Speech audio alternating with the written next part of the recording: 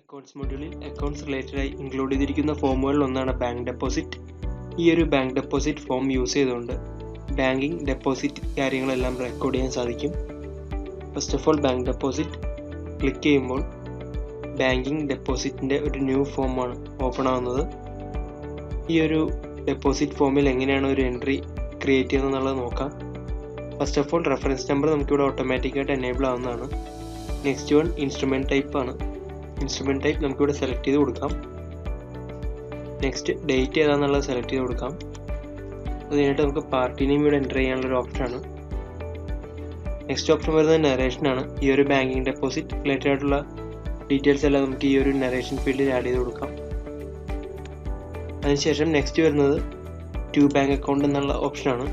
ഇവിടെ select option click ചെയ്യുമ്പോൾ നമ്മളുടെ ബാങ്ക് ഡീറ്റെയിൽസ് എല്ലാം ഇവിടെ എനേബിൾ ആവും. നമുക്ക് ബാങ്ക് അക്കൗണ്ട് ന്യൂ ഒരെണ്ണം ക്രിയേറ്റ് ചെയ്യണമെന്നുണ്ടെങ്കിൽ ഈ ഒരു ആഡ് ന്യൂ ഐക്കൺ ക്ലിക്ക് ചെയ്ത് കഴിഞ്ഞാൽ നമുക്ക് ലെഡ്ജറിൻ്റെ ഫോം ആയിരിക്കും ഓപ്പൺ ആവുന്നത്. ഒരു ന്യൂ ബാങ്ക് അക്കൗണ്ട് ക്രിയേറ്റ് ചെയ്യാൻ സാധിക്കും.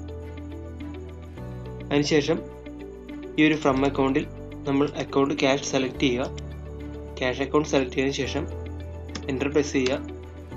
നരേഷൻ നമുക്ക് ആഡ് ചെയ്യാനുള്ള ഒരു ഓപ്ഷൻ ഇവിടെ ഉണ്ട്. നരേഷൻ ആഡ് ചെയ്തതിന് ശേഷം എമൗണ്ട് നമുക്കിവിടെ എൻ്റർ ചെയ്ത് കൊടുക്കാം. എമൗണ്ട് എൻ്റർ ചെയ്തതിന് ശേഷം എൻ്റർ കീ പ്രസ് ചെയ്ത് കഴിഞ്ഞാൽ നമുക്കിവിടെ ടോട്ടൽ എമൗണ്ട് കാണാൻ സാധിക്കും. അതിനുശേഷം നമുക്ക് മൾട്ടിപ്പിൾ ബാങ്ക് ഡെപ്പോസിറ്റ് ഡീറ്റെയിൽസ് എല്ലാം ഈ ഒരു ഫോമിൽ തന്നെ എൻ്റർ ചെയ്യാൻ സാധിക്കും. ഡീറ്റെയിൽസ് എൻ്റർ ചെയ്തതിന് ശേഷം സേവ് ചെയ്യുക. സേവ് ചെയ്യാനായിട്ട് save as draft and save as voucher എന്നുള്ളൊരു ഓപ്ഷൻസ് ഇവിടെയുണ്ട്. നമുക്ക് ഈ ഒരു ഫോം ഡ്രാഫ്റ്റ് ആയിട്ടാണ് സേവ് ചെയ്യേണ്ടതെങ്കിൽ സേവ് ആസ് ഡ്രാഫ്റ്റ് ഓപ്ഷൻ കൊടുക്കുക. സേവ് ആസ് വൗച്ചർ ഓപ്ഷൻ കൊടുത്തു കഴിഞ്ഞാൽ നമുക്ക് ഈ ഒരു ബാങ്കിങ് ഡെപ്പോസിറ്റ് വൗച്ചറായി സേവ് ചെയ്യാൻ സാധിക്കും. ബാങ്കിങ് ഡെപ്പോസിറ്റ് ഫോം സേവ് ചെയ്തതിന് ശേഷം ഓട്ടോമാറ്റിക്കലി അക്കൗണ്ട് സെർച്ച് പേജ് ആണ് ഓപ്പൺ ആവുന്നത്. ഈ ഒരു അക്കൗണ്ട് സെർച്ച് പേജിൽ കംപ്ലീറ്റ് ട്രാൻസാക്ഷൻ ഡീറ്റെയിൽസ് നമുക്ക് കാണാൻ സാധിക്കും. ബാങ്കിങ് ഡെപ്പോസിറ്റ് ട്രാൻസാക്ഷൻ ഡീറ്റെയിൽസ് എല്ലാം നമുക്ക് കാണാനായിട്ട് ഈ ഒരു ഡാറ്റ ടേബിളിൻ്റെ ലാസ്റ്റ് പോർഷൻ നോക്കുക. ഈ ഒരു ഡാറ്റ ടേബിളിൻ്റെ ലാസ്റ്റ് പോർഷനിൽ നമ്മൾ ലേറ്റസ്റ്റ് എൻട്രി ചെയ്ത ഡീറ്റെയിൽസ് എല്ലാം കാണാൻ സാധിക്കും.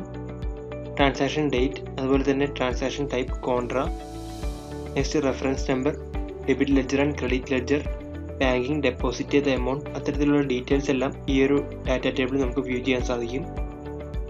നെക്സ്റ്റ് ഈ ഒരു വ്യൂ ഐക്കണിൽ ക്ലിക്ക് ചെയ്ത് കഴിഞ്ഞാൽ നമ്മൾ റെക്കോർഡ് ചെയ്ത ബാങ്കിങ് ഡെപ്പോസിറ്റിൻ്റെ ഫോം ആയിരിക്കും ഓപ്പൺ ആവുന്നത്. നമുക്ക് ഡീറ്റെയിൽസ് എല്ലാം ചെക്ക് ചെയ്യണമെന്നുണ്ടെങ്കിൽ വ്യൂ ഓപ്ഷൻ ക്ലിക്ക് ചെയ്ത് നമുക്ക് ചെക്ക് ചെയ്യാൻ സാധിക്കും. നെക്സ്റ്റ് ഇവിടെ റൈറ്റ് സൈഡിൽ ഒരു മോർ ഓപ്ഷൻസ് അവൈലബിൾ ആണ്. ഈ ഒരു മോർ ഓപ്ഷൻസ് ക്ലിക്ക് ചെയ്ത് കഴിഞ്ഞാൽ ഒരു എഡിറ്റ് ഓപ്ഷൻ എനേബിൾ ആവുന്നു. ബാങ്ക് ഡെപ്പോസിറ്റ് ഫോമിൽ നമുക്ക് എന്തെങ്കിലും ചേഞ്ചസ് ചെയ്യണമെന്നുണ്ടെങ്കിൽ ഈ ഒരു എഡിറ്റ് ഓപ്ഷൻ ക്ലിക്ക് ചെയ്തുകൊണ്ട് നമുക്ക് ചേഞ്ച് ചെയ്യാൻ സാധിക്കും. നെക്സ്റ്റ് ഈ ഒരു ട്രാൻസാക്ഷൻ്റെ ലെഫ്റ്റ് സൈഡിൽ ഒരു പ്ലസ് ഐക്കൺ അവൈലബിൾ ആണ്. ഈ ഒരു പ്ലസ് ഐക്കൺ ക്ലിക്ക് ചെയ്ത് കഴിഞ്ഞാൽ ഈ ഒരു പർട്ടിക്കുലർ ബാങ്കിങ് ഡെപ്പോസിറ്റ് ട്രാൻസാക്ഷൻ്റെ അക്കൗണ്ടിങ് എൻട്രീസ് ഡീറ്റെയിൽസ് എല്ലാം നമുക്ക് കാണാൻ സാധിക്കും. അതിൻ്റെ ledger name, debit amount and credit amount, ഇത്തരം ഡീറ്റെയിൽസ് ഈ ഒരു ടാബിൽ നിന്ന് നമുക്ക് കാണാൻ സാധിക്കും.